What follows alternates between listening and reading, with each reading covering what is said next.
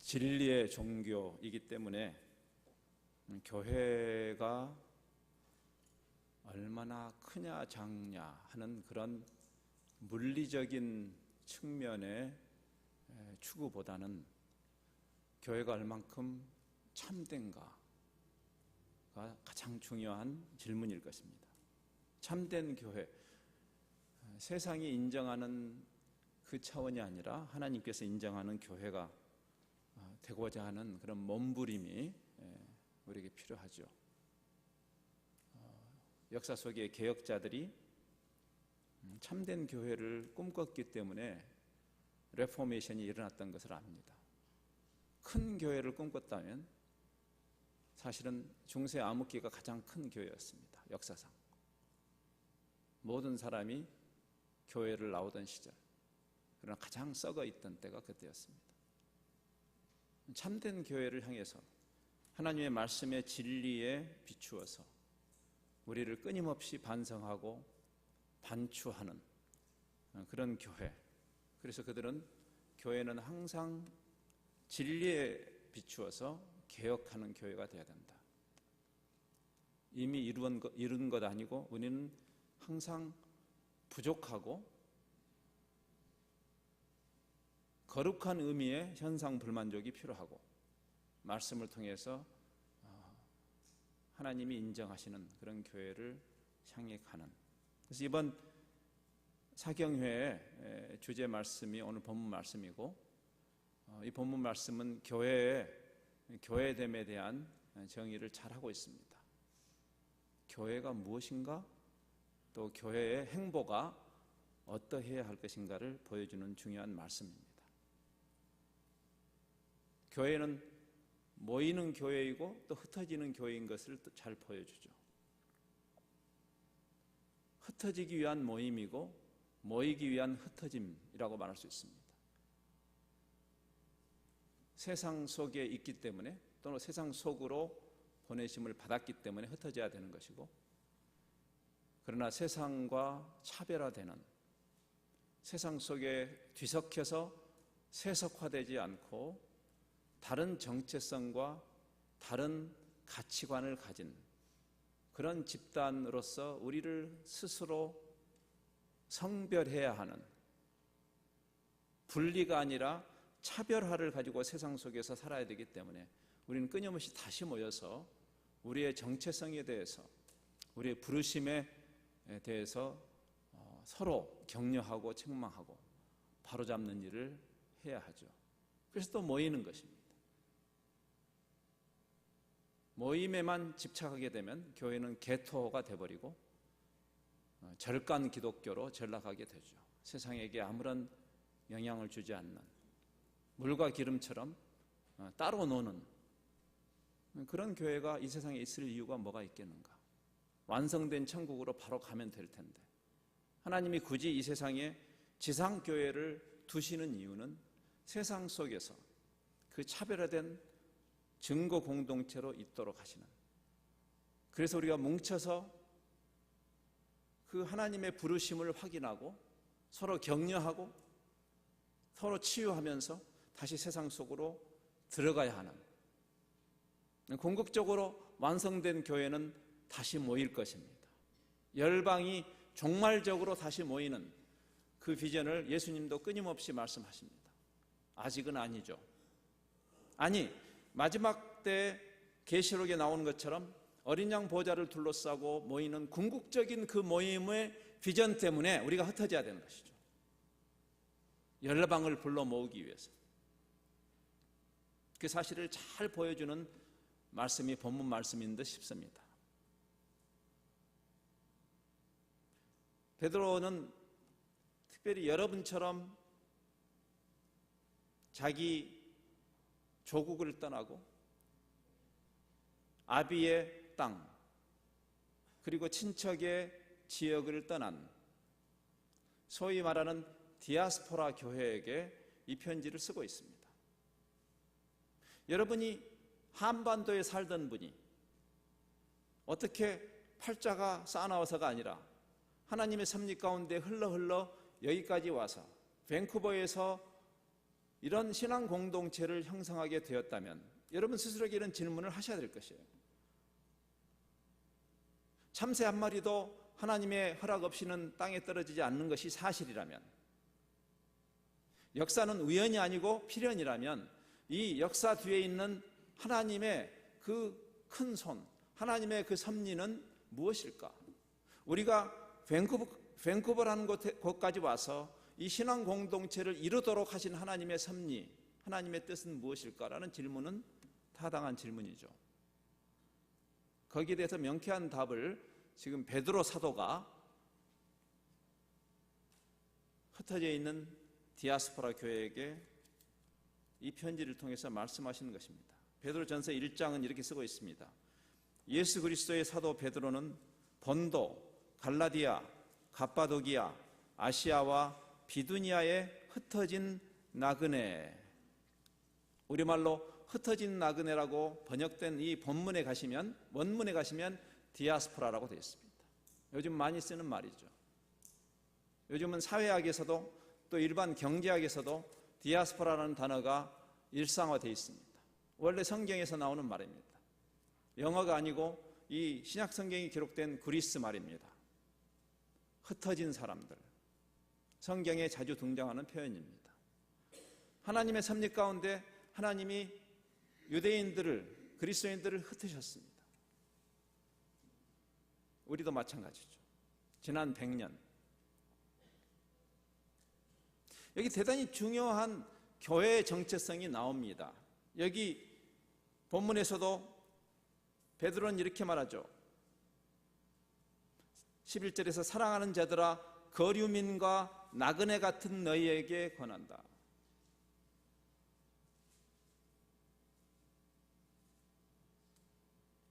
한반도가 우리의 패러다이스가 될 것이라고 기대했습니다. 지금도 마찬가지죠.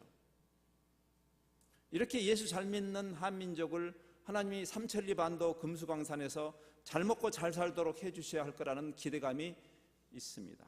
일반적인 종교성입니다. 그것이. 우리는 하나님의 진리의 계시가 하나님의 뜻을 우리에게 어떻게 보여주시는지, 하나님이 왜 애시당초에 이 땅 위에 교회를 왜 세우셨냐에 관심이 있기보다는 우리의 일반적인 종교성을 가지고 우리가 예수 잘 믿으니 하나님이 한민족을 배타적으로 축복해 주실 것을 기대하는 그런 습관이 있죠. 100년 전에 복음을 받았을 때 우리는 그런 기대를 했습니다.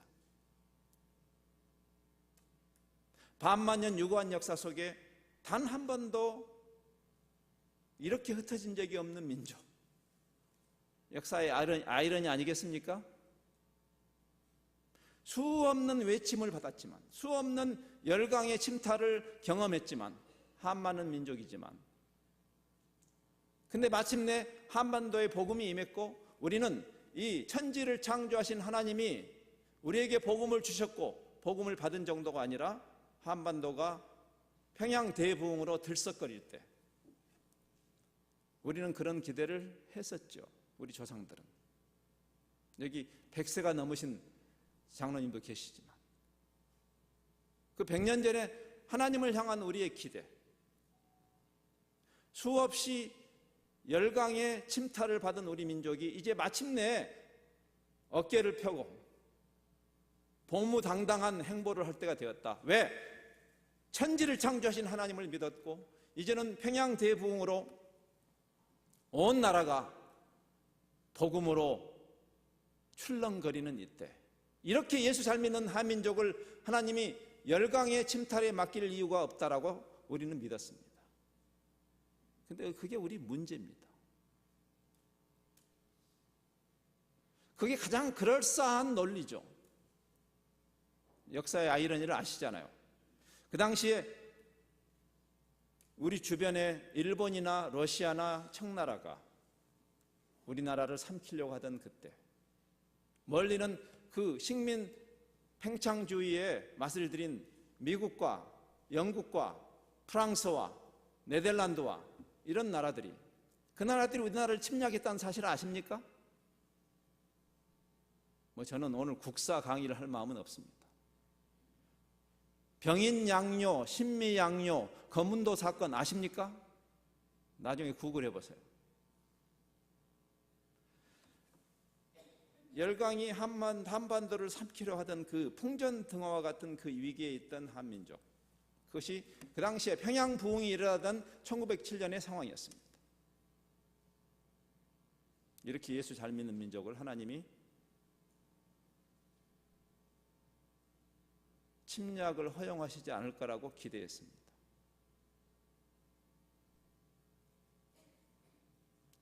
평양 대부흥의 그 열기가 얼마나 강력했던지 1907년에 평양 대부흥이 일어나던 당시에 우리의 크리스찬의 숫자는 10여만 명이었습니다. 10여만 명. 2년 후에 우리의 목표는 20만이 아니었습니다. 100만이었습니다. 1909년에 100만인 구령운동이 일어나죠. 여러분이 그 당시에 그리스도인이었다면 무엇을 기대했겠습니까? 하나님을 향해서. 저는 지금 교회의 정체성을 이해하기 위해서 이 말씀을 드리는 것입니다. 1910년 우리는 나라를 잃었죠. 불편한 진실 아닙니까? 어떻게 설명하시겠습니까? 지금 베드로가 로마 제국에게 나라를 잃은, 그래서 산지사방으로, 여기 산지사방으로 흩어져 있는 디아스포라 교회를 향해서 편지를 쓰고 있어요. 하나님의 관점이 어디가 있는가? 교회를 향한 하나님의 계획은 무엇인가? 예, 애국하십시오. 애국하지 말라는 이야기가 아닙니다. 이방인의 사도로 부름받은 바울도 만일 신앙을 핑계대고 자기 권육, 친척, 자기 동족을 돌보지 않는 사람은 불신자보다 더 나쁜 사람이라고 그랬어요. 그거는 신앙을 거들먹거리지 않아도 그거는 인간이라면 인지상정이죠. 인륜지도죠. 성경은 효도나 애국을 금하지 않고 오히려 격려하죠. 그러나 신앙이라는 것은 하나님이 한민족을 편애하시는 하나님이 아니시기 때문에, 지역령이 아니시기 때문에 그리스도인들이 단순히 다음 달에 있을 광복절에 그저 대한민국 만세 정도로 하는 것으로 교회의 사명을 했다고 생각하면 오산입니다. 여기에 반전이 있죠.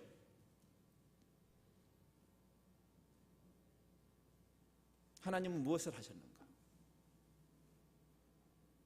이 배반감을 어떻게 설명할 수 있을까? 그 당시에 우리의 친구인 것처럼 옆에 다가와서 우리를 통째로 삼키려 했던 그 열강들, 괘씸하죠. 청일전쟁이나 노일전쟁도 그러한 열강의 각축전이었던 거 압니다. 결국 일본에게 나라를 빼앗겼죠. 일본이 먹지 않았어도 다른 나라가 먹었을 겁니다. 결과는 같았을 거예요. 일본이 우리를 침략하지 않았으면 우리나라가 자유해지지 않았을 겁니다. 여러 나라가 한반도를 먹으려고 했으니까. 우리의 친구인 줄 알았더니 우리를 침략하려고 했던 그들, 일본만 미운 게 아니죠. 그러나 정말 섭섭한 분은 하나님이십니다. 그렇잖아요. 우리가 크리스찬으로서 한민족 근대사에 대해서 한민족에게 설명해야 되지 않겠어요? 여러분은 어떻게 설명하시겠어요? 당신 하나님이 그렇게 위대하시다며 그때 하나님은 뭐 하셨나? 지금 그 이해를 해야 되는 것이 이 지금 나라를 잃고 산지사방에 흩어져 있는 교회에게 쓰는 베드로서가 설명하고 있는 것이죠.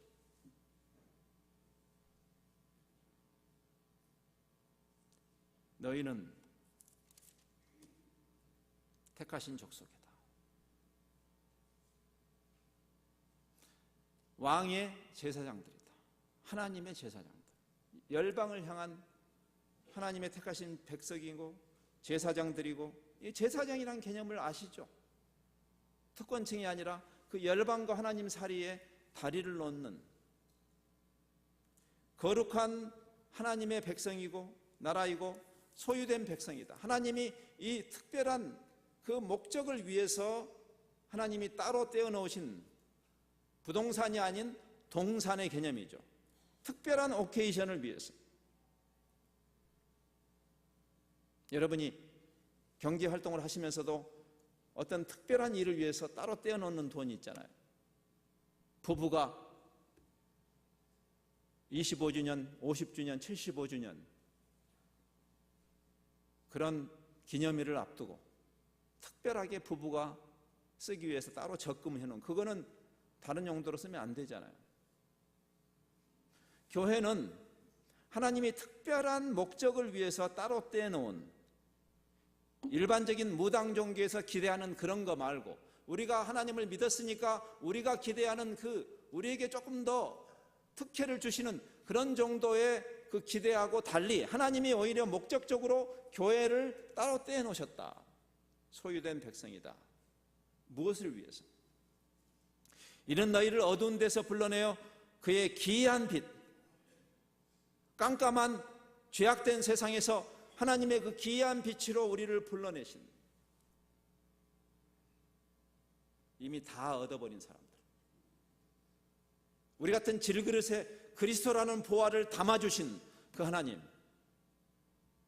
이미 구원받은 우리, 앞으로 무엇을 성취해야 되는 거 아니고 뭘 더 받아야 되는 것이 아니라 그리스도를 가져버린 우리가 굳이 이 땅에서 있는 이유는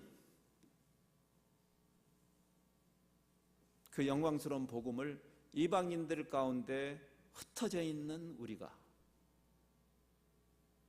그 복음을 증거하기 위한 그 목적이다. 100년 전에 우리가 나라를 잃은 사건을 생각할 때, 그때 하나님은 그 일을 허용하시면서, 하나님이 일본하고 짠 건 아니지만 하나님이 바벨론도 이용하시잖아요. 하나님이 페르시아 왕국을 이용하시잖아요. 하나님을 모르는 지금의 이란과 이라크를 하나님이 역사 속에서 허용적인 섭리 가운데 하나님의 뜻을 이루시잖아요. 같은 논리입니다. 하나님은 뭘 이루셨는가? 여러분입니다. 한민족이 이렇게 흩어진 적이 있었나요? 단군 이래로 5,000년 유구한 역사 속에 한민족이 언제 이렇게 흩어졌습니까? 지난 100년입니다. 복음을 받은 다음 일제 침탈로 우리는 눈물을 흘리면서 한반도를 떠나갔죠. 지난 100년의 역사는 광복 이후에도 마찬가지였습니다. 우리가 광복이 된 다음에 흩어졌던 한민족이 돌아올 줄로 알았죠. 그러나 돌아오지 못했습니다. 남북 분단, 그리고 수많은 군사 독재와 수많은 전쟁과, 베트남 전쟁과, 그리고 중동과 라틴 아메리카와 원양어선과 이 수많은 진출, 그리고 세계화 현상까지, 지난 한 세기 동안 소용돌이 속에 우리 한민족의 흩어짐, 디아스포라 현상이 가속되었죠. 무엇을 위해서? 왜 하나님이 그때 예수 잘 믿는 우리를 지켜주지 않았습니까? 라고 묻기보다는 오히려 이런 논리가 맞지 않을까요? 하나님의 뜻의 관점에서 보면, 자, 한민족이 예수 믿었어? 이제 흩어져도 되겠구나. 오히려 그렇게 보는 게 맞지 않을까요? 디아스포라라는 단어 자체가 씨 뿌림이라는 뜻을 담고 있습니다. 씨 뿌림. 추수의 하나님께서, 농부이신 하나님께서 씨를 뿌리는 거죠. 추수를 위해서. 한민족이 배타적으로 잘 먹고 잘 사는 것이 하나님의 관심이 아니라는 말이죠. 예수 믿는 사람들의 문제입니다. 방금도 말씀드렸어요. 예수 믿는 사람들이 이미 가진 사람들이에요. 하나님을 가진 사람들. 지금 내가 잠시 이 세상에서 사는 이유가 뭔가? 그 나라의 완성이죠. 지금 그 이야기를 하는 것입니다. 여러분, 개인적으로나 신앙 공동체적으로 자기 정체성을 이해하여 나그네와 행인, Aliens and Strangers, 제가 이번에도 여기 밴쿠버에 들어올 때 내리니까 캐나다 시민권자는 이쪽으로, 에일리언들은 이쪽으로. 외계인이란 말이 아니죠. 저는 수많은 나라를 다니면서 항상 에일리언 쪽으로 가죠. 저는 대한민국에 갈 때 빼놓고는. 제가 코리안 패스포트를 갖고 있는 사람입니다. 그때마다 저는 제 정체성을 다시 한번 상기시킵니다. 그래, 나는 이 세상에서는 영원한 에일리언이지. 여러분이 한국을 떠나서 어떤 사람은 능동적으로, 어떤 사람은 수동적으로 오셨을 겁니다. 아름다운 밴쿠버에, 드림랜드에 오셨죠. 그러면 여기가 여러분이 이제는 여러분의 성을 쌓을 곳이라고 생각하십니까? 이 세상에서 우리의 종착역은 없습니다. 밴쿠버는 여러분이 한반도를 대체하는 또 다른 산성이 아닙니다. 나그네와 행인 같은 너희. 우리 목사님이 구약학자이시지만 구약신학에 가장 뚜렷하게 나오는 하나님의 백성의 정체성입니다. 필그림, 방랑자, 순례자, 잠시 사는 인생. 우리는 영원한 에일리언이죠. 우리의 본향에 갈 그때까지 우리의 천국 시민, 우리의 시민권은 천국입니다. 캐네디안도 아니고 코리안도 아닙니다. 그것이 우리의 정체성이죠. 로마 제국이 기독교를 받아들이고 그리고 로마 제국이 망합니다.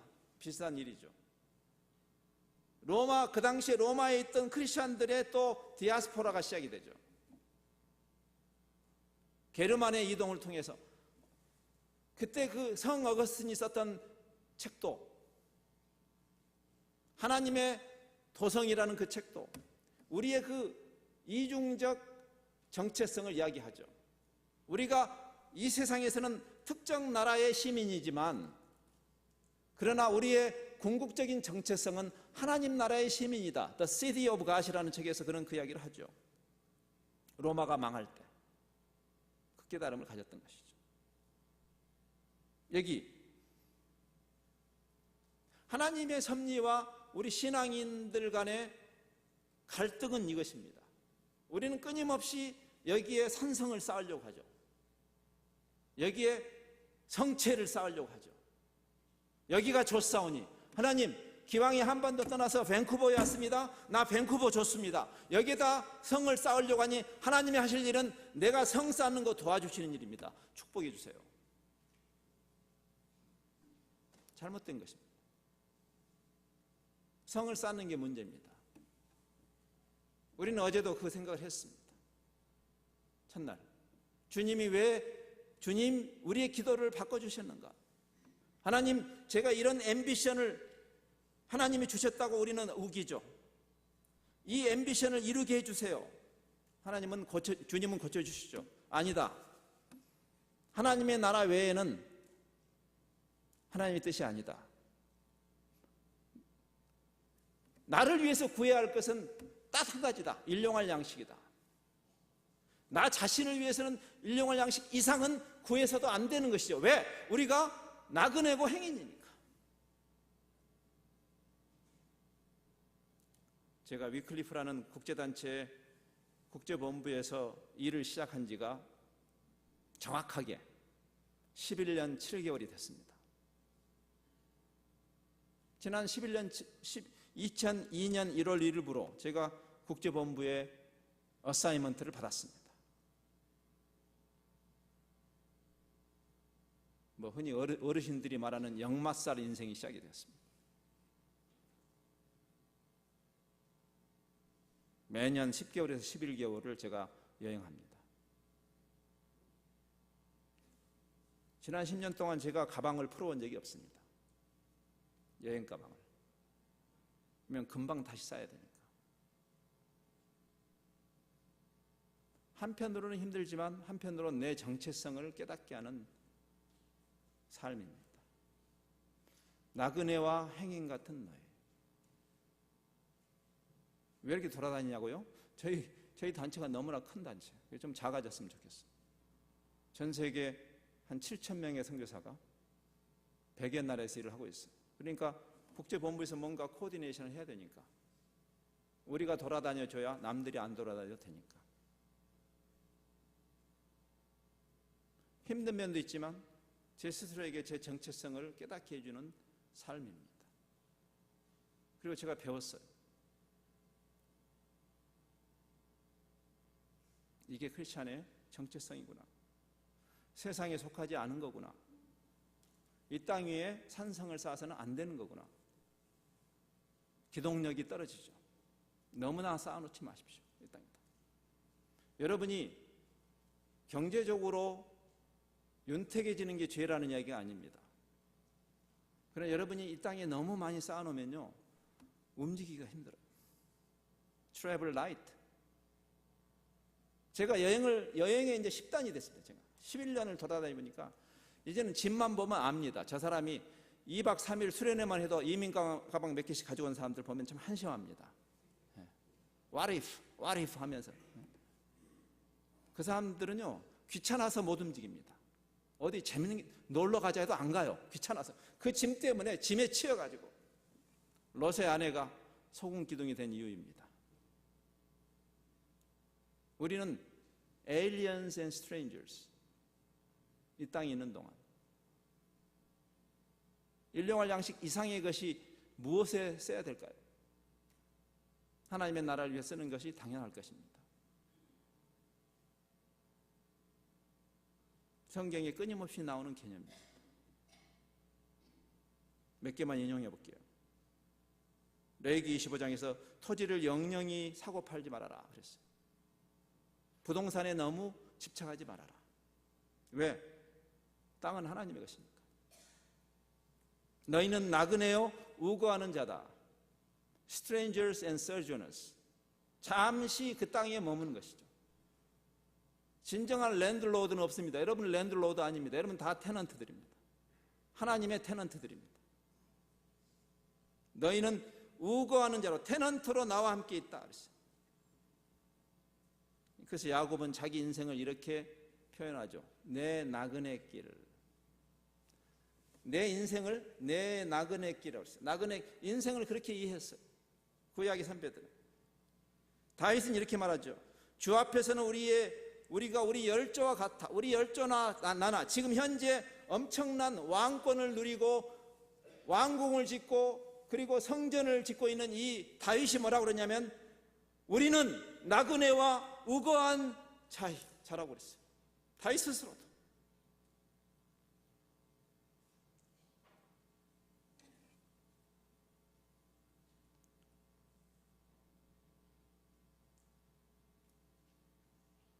우리의 산성은 하나님 자신이지 않습니까?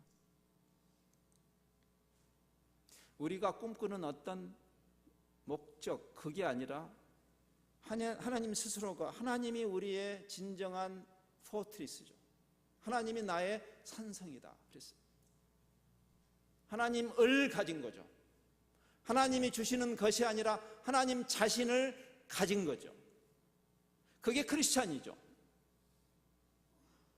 하나님이 주시는 것을 기대할 때 우리는 실망하죠. 하나님을 가져버리면 만족한대. 탕자의 비유의 큰아들의 문제가 그거 아니었겠어요? 큰아들이 왜 갑자기 불행해졌나요? 아버지가 주시는 것을 보았기 때문이죠. 여러분은 어떤가요? 왜 저 김 집사는 믿은 지 얼마 되지도 않고 교회 열심히도 아닌데 저렇게 대박 터집니까? 하나님, 누구는 도라지 먹고 누구는 인삼 먹습니까? 주시는 것을 바라보면 갑자기 불행해지는 거죠. 큰아들의 그 철딱선이 없는 문제예요. 우리의 철딱선이 없는 믿음. 그때 아버지가 이야기해요. 야, 이 녀석아, 너는 나와 함께 있지 않느냐? 너는 나를 가졌지 않느냐?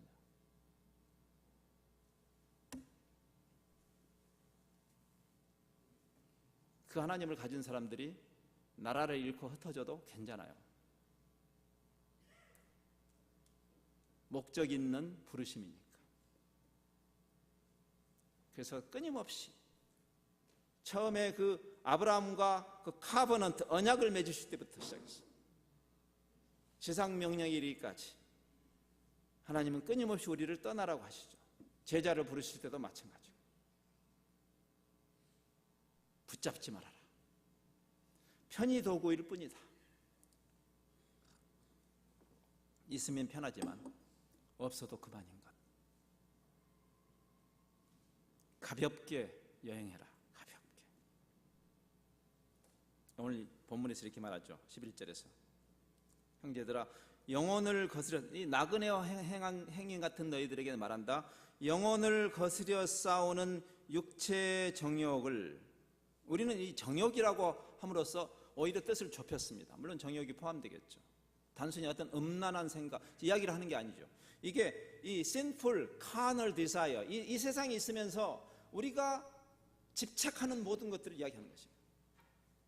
우리가 이 세상에 집착하면요, 기동성이 떨어집니다. 맞지 않습니까? 내가 캐네디안 드림을 꿈꾸고 와서 얼마나 피눈물 나게 이걸 이뤘는데 이걸 놔? 못 놓으면 할 수 없는 거죠.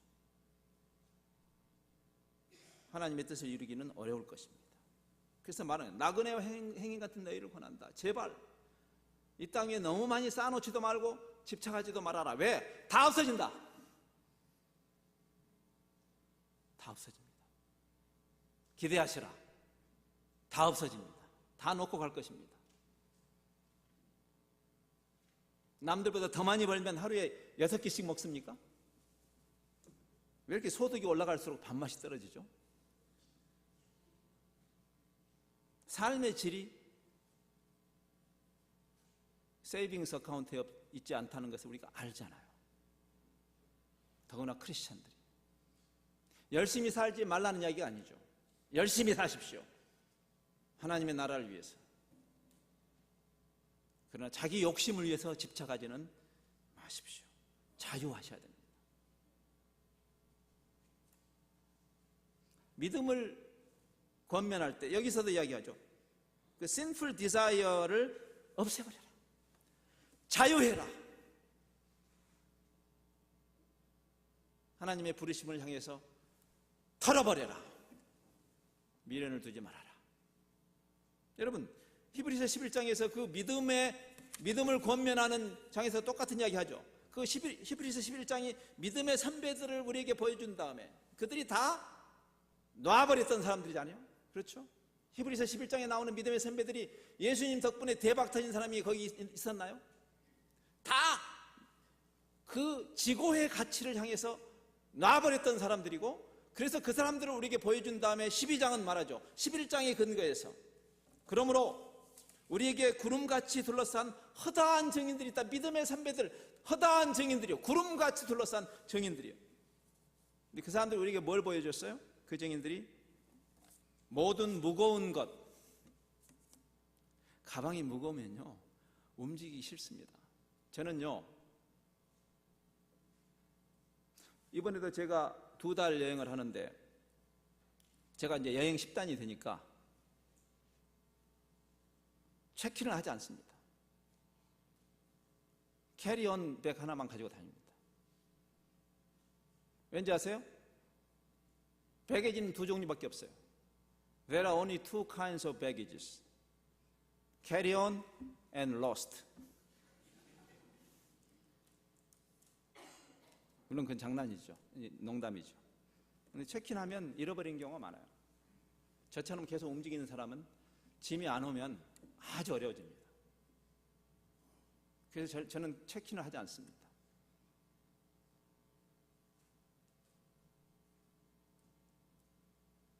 얽매이기 쉬운 죄,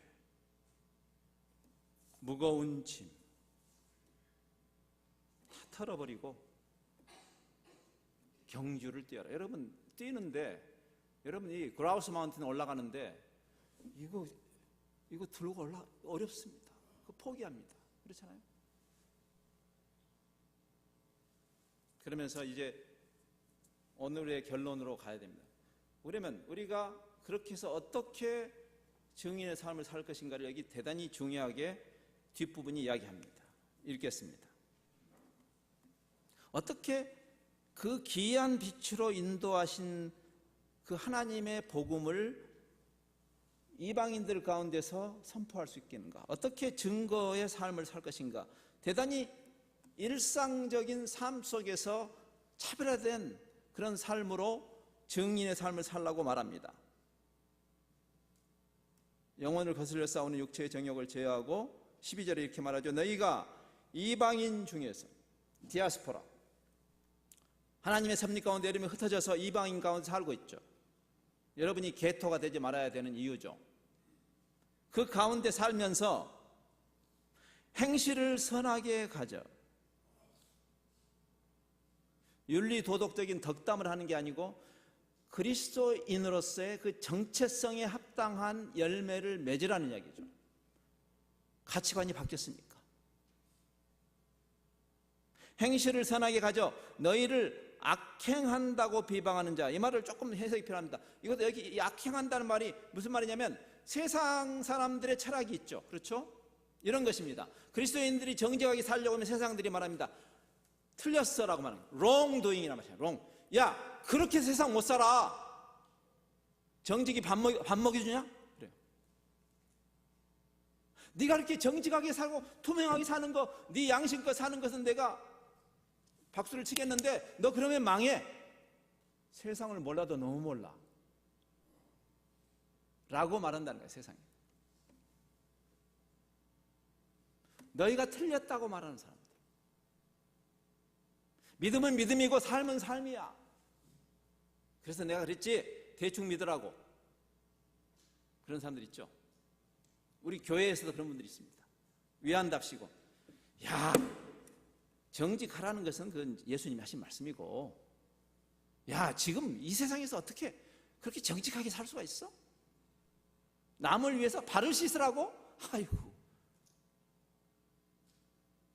내 발에서 지금 꼬랑내 나는데 남의 발을 씻어? 라고 세상은 말하죠. 너네가 틀렸어. 근데 그렇게 하지 말라고 그랬어요. 나중에 하나님 심판대 앞에 섰을 때 그들이 이렇게 말할 겁니다. 저들이 맞았구나. 저 사람들이 맞았어. 우리가 틀렸네. 그럴 거라고 그랬어요. 지금 그 이야기를 하는 거예요. 여기 4장에도 이렇게 되어 있습니다. 4장 3절 보세요. 너희가 음란과 정욕과 술취함과 방탕과 향락과 무법한 우상 숭배를 하여 이방인의 뜻을 따라 행한 것은 지난 때로 족하도다. 무슨 말이에요? 세상의 개똥철학을 따라가던 그런 삶은 끝났다. 예수 믿는 사람이라면 그 말이에요. 어떻게 신앙 따로 세상의 방식 따로 갈 수 있단 말인가? 그 이야기를 하는 거예요. 지금 베드로가. 그럼 그러시겠습니까? 베드로 사도님, 당신도 장사해보세요. 그럴 거예요? 당신도 사업해보세요. 그럴 거예요? 어떤 분이 그럽다. 예수님한테. 예수님도 한번 사업해보시라고 그래. 그러더라고요. 예, 예수님도 사업하셨습니다. 나사렛표 가구점 하셨어요. 그때는 부정부패가 없었을까요? 그때는 그 불의한 그런 압력이 없었을까요? 예수님 당시에는 있었습니다. 더 심했죠. 예수님은 어떻게 하셨을까? 세상에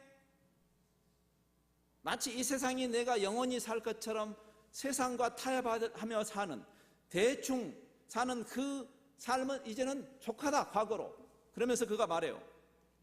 4절에서 이러므로 너희가 그들과 함께 그런 극한 방탕에 다름질하지 아니하는 것을 그들이 이상히 여겨서 비방한다고 그랬어요. 야, 네가 그렇게 네 믿음 지켜가지고 어디 잘 되나 보자 한번. 내가 장을 지져. 많이 경험하는 것이죠. 우리가 어떻게 세상에게 증인이 될 수 있을까요? 지금 베드로는 종교 활동을 말하는 게 아닙니다. 우리는 그래서 종교 활동으로 빠져나가려고 하죠. 그렇죠? 이게 문제입니다. 현대교회의 문제입니다. 종교 활동을 말하는 거 아닙니다. 복음이 우리의 가치를 바꿔놓았고 그 변화된 가치가 우리의 일상 속에서 드러나야 한다는 것을 이야기하는 것입니다. 그래서 13절 이하에서 말하죠. 법을 지켜라. 쉽게 말하면 그거예요. 법을 지켜라. 손해보더라도 주를 위해서 지켜라 그랬어요. 기본 중에 기본이죠.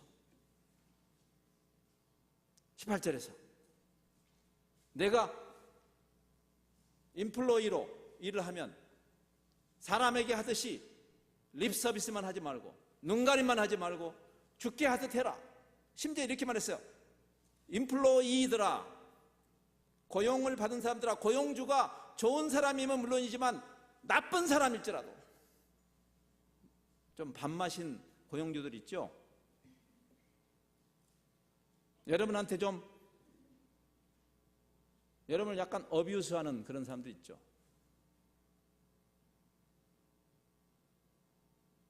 선하고 관용하는 자들에게만 아니라 까다로운 자들에게도. 이거 어렵잖아요?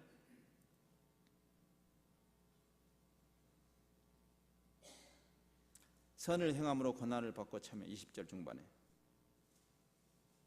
자기가 잘못해서 받는 고난은 당연한 것이고 내가 옳은 일을 했는데 불이익을 당해. 그런데 그것을 성경은 아름답다고 그랬어요. 이 세상 철학으로는 바보 같은 짓이죠. 네가 왜 손해봐? 이만큼도 손해 안 보려고 하는 사람들, 그런 사람들로 교회가 가득 차 있지 않습니까? 그런 교회가 세상에게 무슨 증거가 될 수 있을까요? 세상이 식상에 있는 이유입니다. 너나 잘하라고. 21절에서 바로 이를 위하여 너희가 부르심을 받았다. 3장에서는 말하죠. 예수 믿는 아내들아, 남편을 어떻게 대해야 할까? 예수 믿는 아내가 남편을 어떻게 할 건가? 그 다음에 예수 믿는 남편들아, 아내를 어떻게 사랑해야 할 것인지. 종교활동 이야기하는 거 아니죠? 심지어는 이렇게 말합니다. 3장 1절에서 예수를 안 믿는 남편을 둔 아내가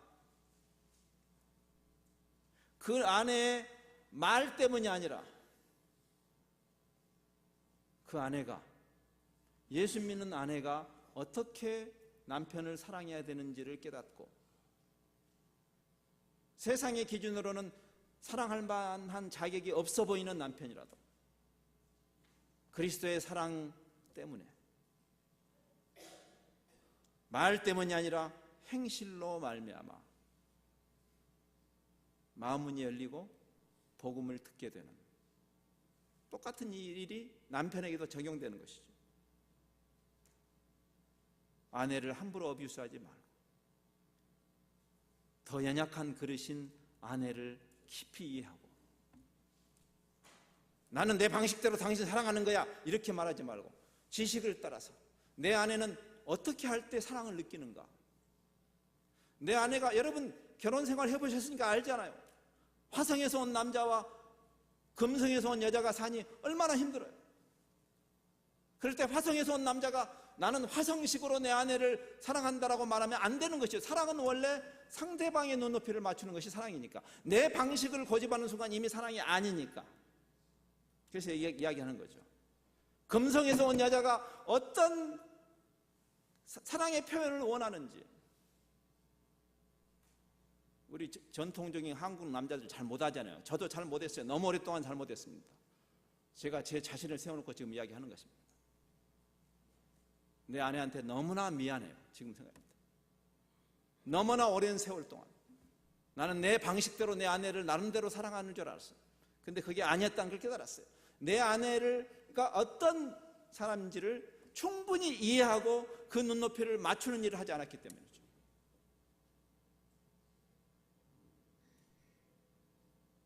주님이 세상을 사랑하실 때 단순히 어떤 추상적인 또는 어떤 감상적인 개념을 가지고 세상을 사랑한 게 아니고 구체적으로 인간으로 오셔서 사람의 필요를 살피시고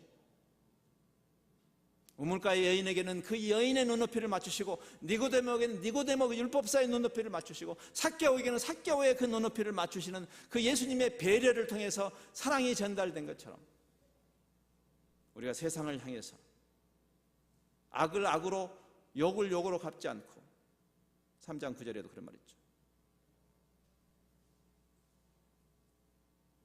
예수님이 하신 것처럼 여러분이 어느 날 그냥 뛰들어 나와서 눈 질끈 감고 예수 천당 불신 지옥 이렇게 외치면 세상이 변하는 거 아닙니다. 천만의 말씀입니다. 그런 정도였다면 세상이 변해도 수백 번 변했을 겁니다. 2000년 동안, 지난 2000년 역사 속에. 성경은 그렇게 맞지 않습니다. 종교 활동하라고 하는 거 아닙니다. 여러분의 변화된 가치관이 삶 속에서, 일상 속에서, 심지어는 교회당에서가 아니라 삶 속에서, 일터에서 구현되어야 되는 것이다. 13절에 이렇게 말하죠. 너희가 열심으로 선을 행하면, 너희가 그리스도의 사랑을 구현하면 이 세상에 어떤 법이 그것을 막겠는가? 저는 선교사로서도 이런 깨달음을 많이 가졌어요. 선교가 종교 활동으로 가면 안 된다는 걸 깨달았어요. 많은 나라가 종교 활동이 불법으로 되어 있습니다. 초대교회도 마찬가지입니다. 그러나 그리스도의 사랑을 구현하는 일을 막을 법은 없습니다. 종교 활동은 불법이에요. 지금 그 이야기를 하는 것이에요, 베드로가.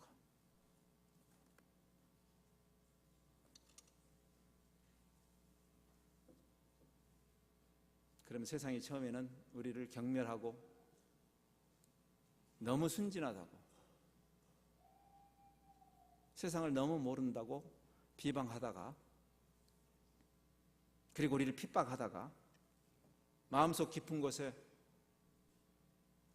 우리를 짓궂게 해코지 하던 사람도 그 마음속에 깊은 존경심이 생기게 되죠. 지금 베드로가 그 이야기를 하고 있어요. 그래서 그들이 15절에서 3장 15절에 보면 너희 마음에 그리스도를 주로 삼아 거룩하게 하고 너희 속에 있는 소망에 관한 이유를 물어. 우리가 전도하러 나가지 않았는데도 우리에게 다가와 도대체 당신은 뭘 믿고 그렇게 당당하냐? 가진 게 쥐뿔도 없는 사람이 왜 이렇게 여유롭냐? 항상 오개쌈을 당하는데 왜 이렇게 자유하냐? 그 소망의 이유가 뭐냐? 그럴 때 그때도 교만하게 말하지 말고 온유와 두려움으로, 잘난 척하지 말고 까불지 말고 세상을 향해서. 한국교회가 너무 까봅니다. 지금 세상이 싫어해요. 그래서 교만한 것은 누구나 싫어합니다. 온유와 두려움으로. 우리가 이렇게 사는 이유를, 그 아미시 공동체가 그 10살밖에 안 되는 8살, 9살, 10살짜리 어린아이를 참혹하게 죽인 그 사람을 저주해도 우리가 이해할 만한데 함께 그 사람의 죽음을 애도해 주는, 세상이 경악하죠. 어떻게 이럴 수가 있는가? 그 아미시 그레이스라는 그 비디오 클립을 기독교계에서 하는 게 아니라 일반 방송사에서 돈을 투자해서 어떻게 이런 일이 일어날 수 있는가를 비디오 클립을 만들어서 세상에게 날 알리잖아요. 안 믿는 사람들이 어떻게 이렇게 살 수가 있는가? 진짜 전도가 뭔지 아세요? 종교 활동하는 것이 아니라 우리는 자꾸만 증거를 종교적인 활동으로 축소하는 경향이 있지만 성경은 그렇게 말하지 않는다는 것이죠. 저는 여러분이 이 디아스포라로 여기 살면서 디아스포라 교회를 향해서 주시는 이 말씀을 많이 묵상하도록 권하고 싶습니다.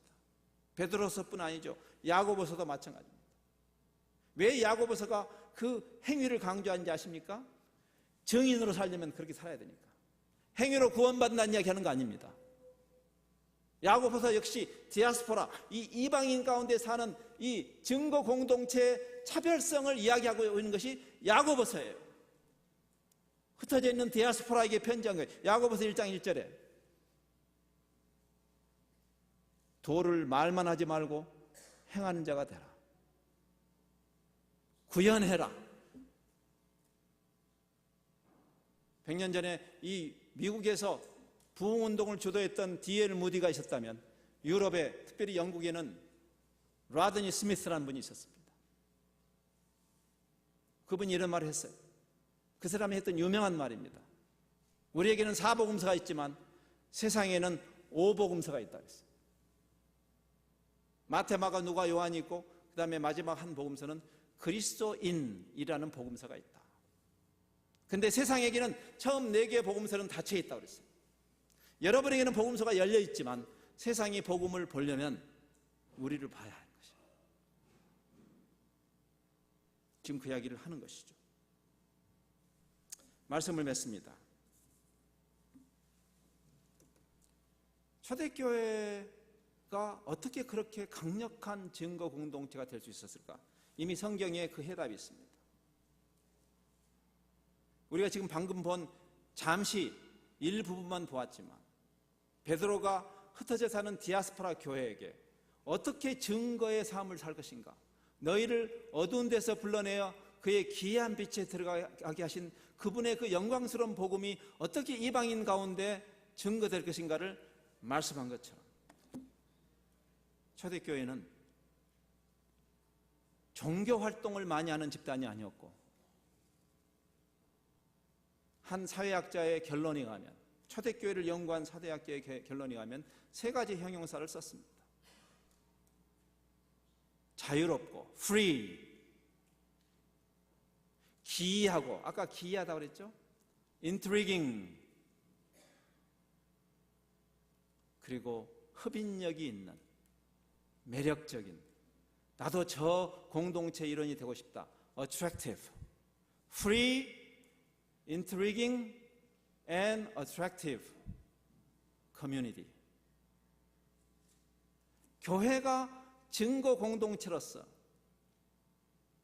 종교꾼들의 모임이 아니라, 바리새주의의 모임이 아니라 세상에 비치고 세상의 소금으로, 도대체 지금처럼 부정부패가 강력한 세상에 어떻게 그렇게 살아라고 모든 사람이 안 된다고 할 때 의의를 행함으로 핍박을 받으면서, 선을 행함으로 고통을 받으면서, 정직하게 삶으로 불이익을 당하면서 그리스도께서 우리에게 이미 십자가라는 대가를 지불하셨는데 내가 져야 할 십자가, 그건 당연한 것입니다. 하나님이 여러분 대박 터지고 여러분 병 낫고 세상에서 잘 먹고 잘 사는 그것이 하나님이 여러분을 향해서 해주실 일이 아니라 이미 그리스도의 십자가라는 엄청난, 내 평생 모든 것을 다 드려도 100만 분의 1도 갚을 수 없는 그 엄청난 은혜를 받은 우리가 잠시 이 세상에 살면서 하나님 나라의 완성을 향한 그런 증거 공동체로 부르신 사실을 생각하면서 지난 3일 동안 우리가 참된 교회를 꿈꾸는 그 열쇠는 결국 여기 있는 여러분들에게 있는 것입니다. 몇몇 목회자에게 있는 거 아니고, 당회에 있는 거 아니고, 여러분의 손에 있는 것입니다. 여러분이 이 공동체의 지체들이니까. 빌라델비아 교회가 하나님이 인정하시는 참된 교회가 되는 그 열쇠는 지금 여기서 경건하게 앉아있는 그 정도가 아니라 이제 여러분이 돌아가서 여러분의 지역사회로, 일터의 현장으로, 학문의 현장으로 돌아가는 거기서 결판이 날 것입니다. 현장 속에서 거룩한, 구별된 신앙 공동체 되시기를 바랍니다. 기도하겠습니다.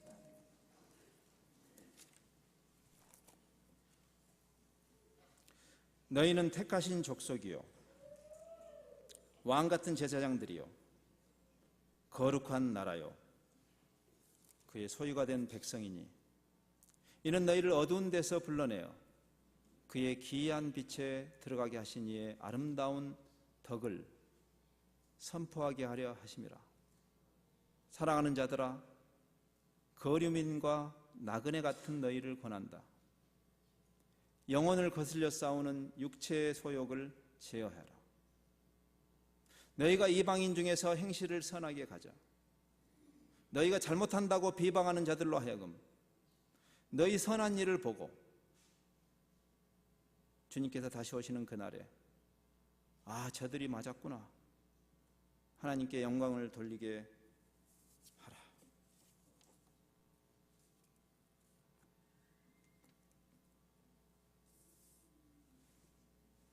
너희는 세상의 빛이라.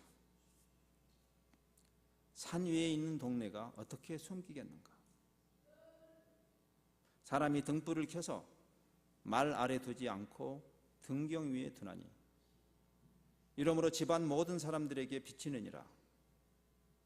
이같이 너희 빛을 사람 앞에 비치게 하여 저희로 너희 착한 행실을 보고 하늘에 계신 너희 아버지께 영광을 돌리게 하라.